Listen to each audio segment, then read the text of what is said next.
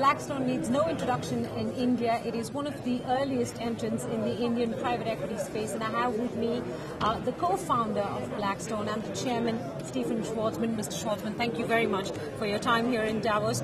How would you characterize the year 2013 and therefore whether you're hopeful of a global recovery in 2014? 2013 was actually pretty good.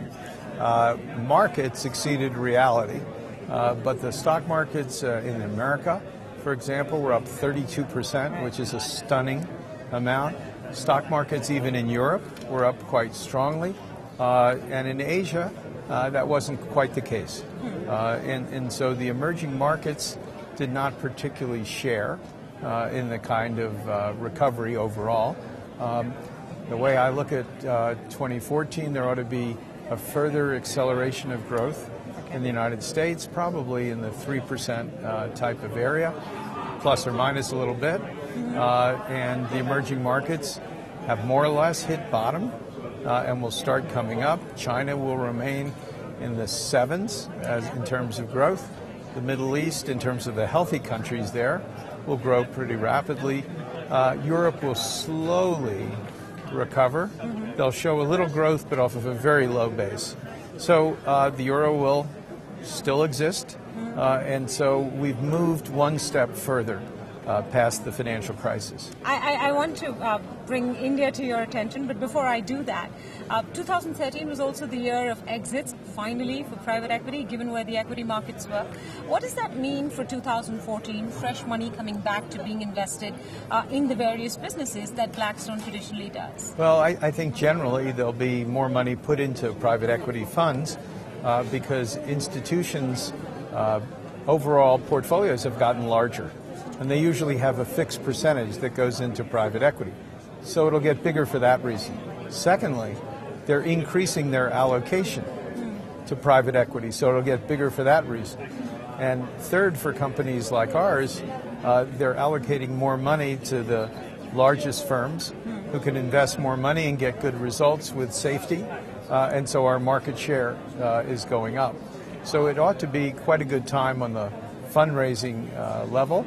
And every market in the world has a different type of goodness in terms of how much money we want to put in that particular area. Is there a figure that you can put into how much or what is the kind of increase you're looking at the total assets under management for the private equity industry this year, given what you've just told us? And the second part of that question is, how does that assessment get impacted by what's going on with the Fed and the taper? I think I'll take the second part first. That the Fed and the tapering, people get really excited about this for a reason I don't quite understand. The Fed's turned out to be very smart, and they've done things very gradually, and I would anticipate they will continue to do things gradually and not slow down the U.S. economy on any substantial basis. As to how big the private equity industry will get in absolute terms, that's not an area where I keep statistics. Okay, sure. I can just tell you directionally what will be happening. All right. You've laid out where you see some of the opportunity in this world. And I think companies in India are wondering whether they now have to compete not just with other emerging markets or their peer group, but also the U.S. or a recovering Europe, given the kind of strength we're seeing come back to the developed world. What would your take be on the investment outlook towards India, given the global context? Well, I don't know that India is competing with Europe per se, or whether it's competing with the U.S. Okay. India is competing with itself. And India's made it a lot more difficult to invest in India because the Indians have more or less lost confidence in their own country. And there's been a real change over the last 3 to 5 years. Some of it were tax issues. Some of it was lack of reforms. Some of it was devolvement of power to the states instead of to the central government. And there seems to, outsiders at least, some sense of pause in the whole country as they're waiting for the next election. And there are a variety of scenarios about India.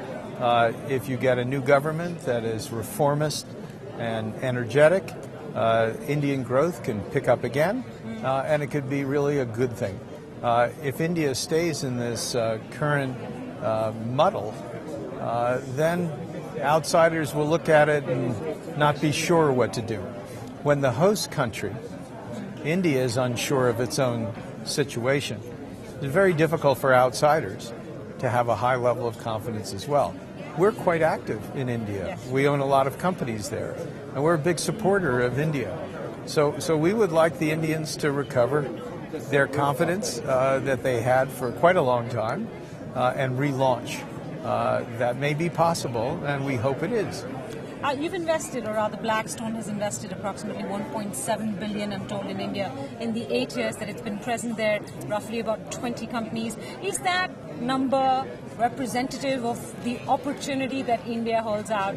So in other words, I'm asking whether India has pushed your money away. You'd much rather have invested larger amounts of money, except that the opportunities were not available or the policies were not friendly. No, actually we put in $3 billion. $3 billion? Yes, oh, I'm sorry, so I stand corrected. Because, no, you were giving the right number for private equity, but we The debt also side. have invested in real estate, Okay. over $1 billion. Yes, right. And the issue with India is India needs capital.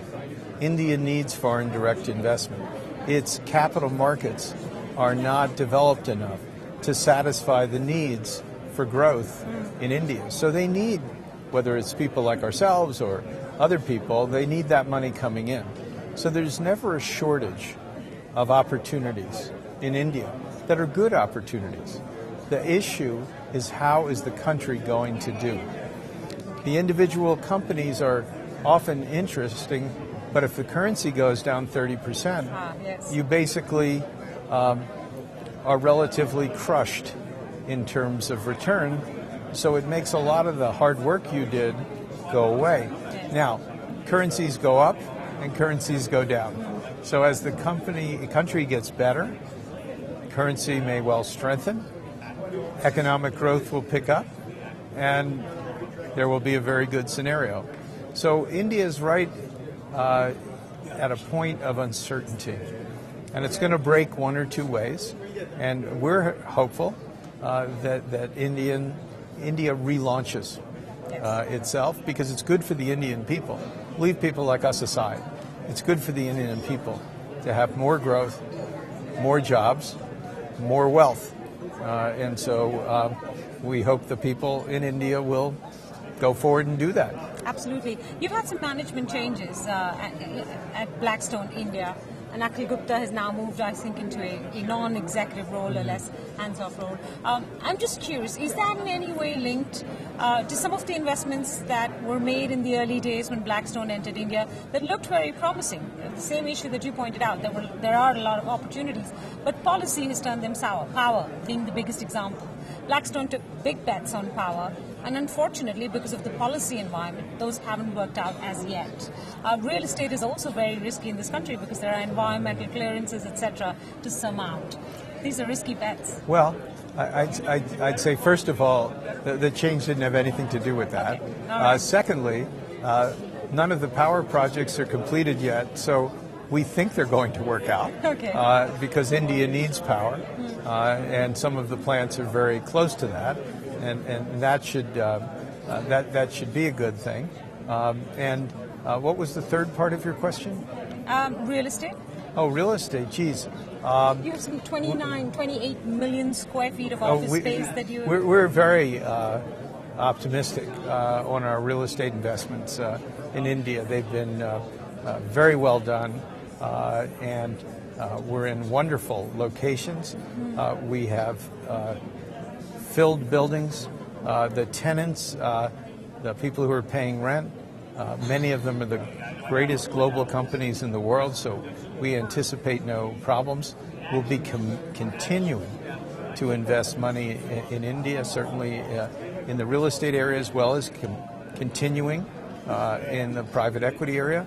So we're not, sort of in the negative business. And Akhil Gupta had been working for us very productively and happily for a lot of years, and you get to be a certain age, and you would not know that because you're Soon a really young person. Soon enough. That when people basically would like to do something a little different with their lives, which is, this is not the complete low stress kind of way to make a living. Yeah, fair enough.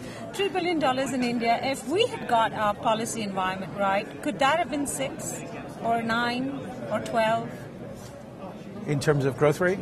No, in terms of the investment you would have allocated to Indian business. Yeah, well, there's only a certain amount that you want to do.